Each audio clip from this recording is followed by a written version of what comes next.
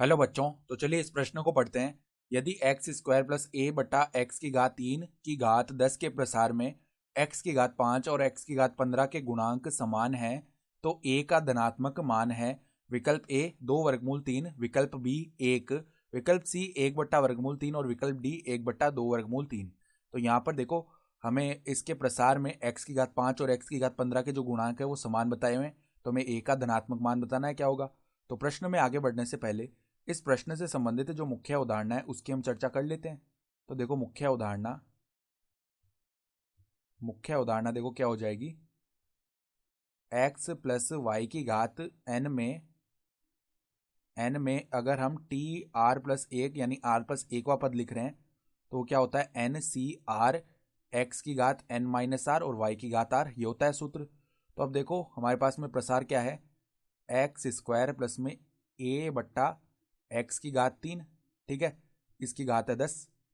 तो अब देखो यहाँ पर अगर हम इसके लिए टी आर प्लस एक पद लिखें तो वो क्या होगा, यहाँ पर 10 सी आर, फिर एक्स का मान यहाँ पे एक्स स्क्वायर है तो एक्स स्क्वायर की घात 10 माइनस आर, फिर क्या होगा ए बट्टा एक्स की घात 3 और इसकी घात क्या आ जाएगी, इसकी घात हमारे पास में बनेगी आर, ठीक है। तो पहले तो हमें एक्स की घात 5 का गुणांक चाहिए, तो यहाँ पे एक्स के पदों को अलग करते हैं तो देखो 10 सी आर और देखो एक्स की घात यहाँ पे 20 माइनस 2 आर और यहाँ पर ए की घात आर और एक्स की घात माइनस का 3 आर। तो अगर एक्स के पद को हम अलग करें तो देखो 10 सी आर और यहाँ पर ए की घात आर और यहाँ पर एक्स की घात क्या बनेगी, 20 minus 2 r minus 3 r minus का 5 आर। तो पहले तो एक्स की घात 5 चाहिए, यानी कि देखो 20 माइनस 5 आर, ये जो एक्स की घात में आ रहा है इसका मान कितना चाहिए हमें, एक्स की घात 5 का गुणांक चाहिए, तो इसके लिए 5 रख देते हैं। तो यहाँ से देखो 5 आर बराबर में आ गया 15, तो आर बराबर में आ जाएगा 3। तो आर बराबर में 3 का मतलब क्या है कि टी 4 जो पद आएगा उसमें क्या होगा, एक्स की घात 5 आ जाएगी, ठीक है। तो देखो टी 4 के लिए अगर हम गुणांक लिखें तो देखो टी 4 अगर पद लिखें तो वो क्या आएगा हमारे पास में 10 सी 3 और यहाँ पर देखो, यहाँ पर ए की घात आर लिखना है हमें, तो देखो ए की घात आर, ए की घात कितनी हो जाएगी, 3 हो जाएगी, ठीक है। और यहाँ पर एक्स का पद क्या आएगा, एक्स की घात 5 आ जाएगी ना। तो इसका अगर हम गुणांक लिखें तो देखो एक्स की घात 5 का गुणांक क्या आ गया, एक्स की घात 5 का गुणांक बराबर में ये आ गया 10 सी 3 गुणा ए की घात 3, ये आ चुका है।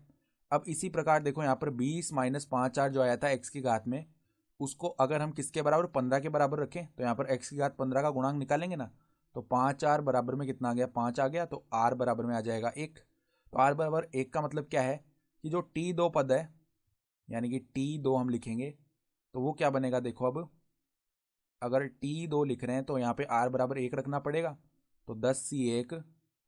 10 सी 1 ए की घात 1 बनेगा, ठीक है। और यहाँ पर एक्स की घात में क्या बनेगा, 20 माइनस 15 यानी एक्स की घात में 15 बन जाएगा। तो देखो एक्स की घात 15 का जो गुणांक है, का गुणांक ये कितना है हमारे पास में, 10 सी 1 गुणा में ए आया। अब सवाल के हिसाब से ये दोनों बराबर है तो इनको बराबर रख देते हैं, तो 10 सी 3 गुणा ए की घात 3 बराबर 10 सी 1 गुणा ए, ठीक है। तो अब देखो यहाँ पर